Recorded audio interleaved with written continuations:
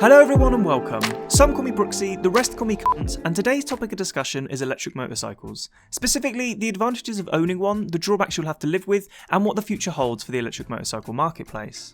The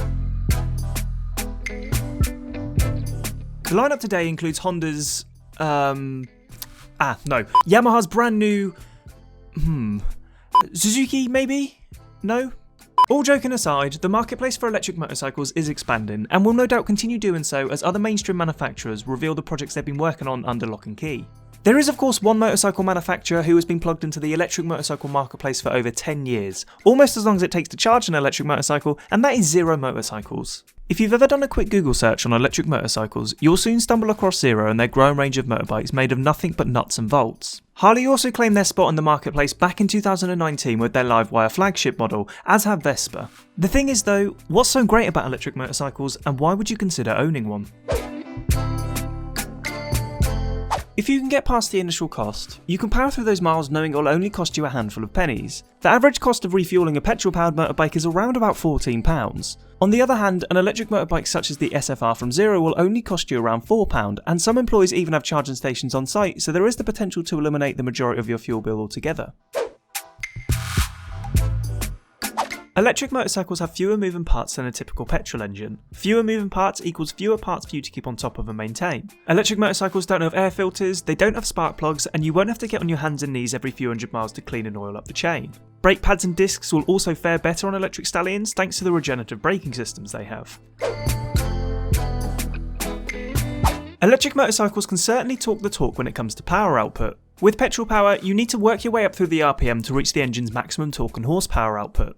With the electricity at the wheel, the power is instant, spool up time is eliminated, and one thing that always impresses people that get the opportunity to experience electric vehicles is their sheer acceleration power. For the most part, motorcycles are loud, whether it's the slightly tinny 125cc you use to filter through the ever-busy streets, or a 1000cc Supersports with a full aftermarket system exhaust yeeting it down a long straight country road, they are loud. No doubt one of the many reasons why people love to ride motorcycles, and that is for that beautiful sound that comes out of those metal pipes. Electric motorcycles get rid of all of that and swap out the loud pipes for a whisper quiet whine, great for those who prefer a slightly quieter time when riding.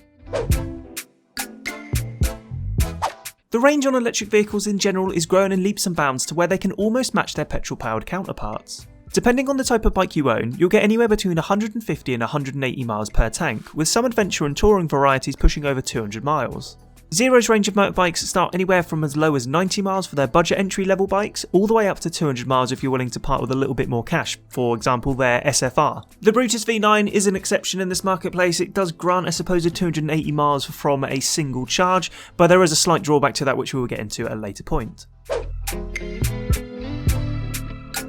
DCT motorcycles offer a twist and go experience, and the majority of electric bikes share that same experience. The difference being that whereas the DCT still has a range of gears, electric motorcycles generally only have one gear that will take you from 0 to max speed. There are exceptions, for example the Brembo E-Pulse R is an electric motorcycle with a 6-speed gearbox, and Kawasaki have teased an electric bike with a manual transmission also. There is one undeniable advantage to electric motorcycles that would put a smile on Greta's face, and that is their uber environmentally friendly zero emissions. Climate change has been and will continue being a hot topic of discussion, and with so many vehicles on the road, it's no wonder why manufacturers are introducing electric flagship models.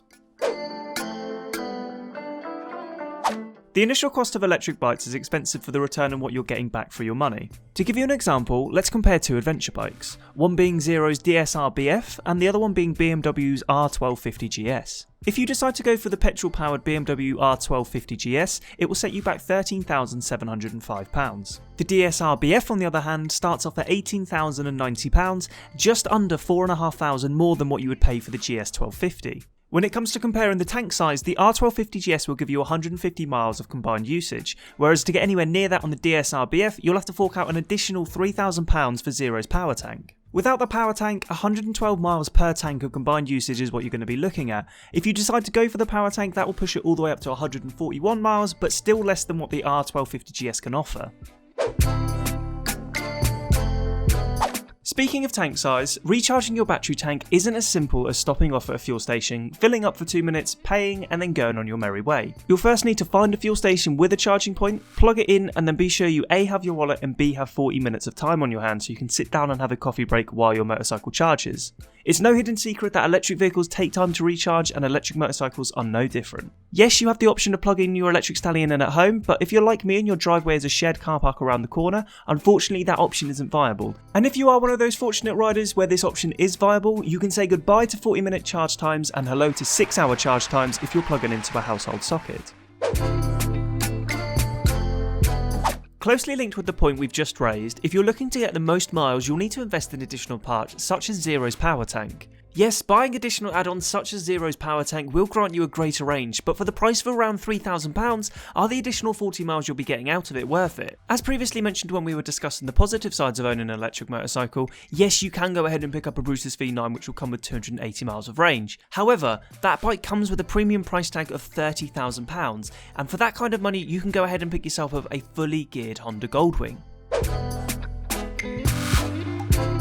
The future of the electric motorcycle marketplace is certainly one which I'll be keeping my eye on. As technology continues its ever-evolving journey and the marketplace for electric motorcycles expands, battery capacity will increase, the physical size of the batteries themselves will decrease, and affordability will be at the forefront. Charging times will definitely improve. Will we get to the stage where we simply plug it in at a pump for 2 minutes, pay and leave? I'll leave that for you to decide down in the comment section below. The rate at which electric motorcycles improve will also depend on which manufacturers decide to plug into the marketplace. Kawasaki are working on their project, Honda are supposedly building an electric 125, and Yamaha are also working on their electric moped on the sideline. One pretty cool thing to mention about Zero's motorcycle range is they all come with an app you can download onto your phone to fine-tune the bike to how you want to ride it. Power, torque, regenerative braking amounts, all of these are customizable within the app itself, and that level of customization seems to be slowly becoming the standard within the electric vehicle industry. The electric motorcycle marketplace is forecast to grow to 10% within the next 5 years. Yes, they are expensive to purchase, and yes, you will have to weigh up if cheaper fuel is worth the extended waiting time when refueling. But if you can get over the price and the wait times, you'll be rewarded with incredible acceleration, whisper quiet engine noise, and knowing that you're doing your part to keep Greta happy.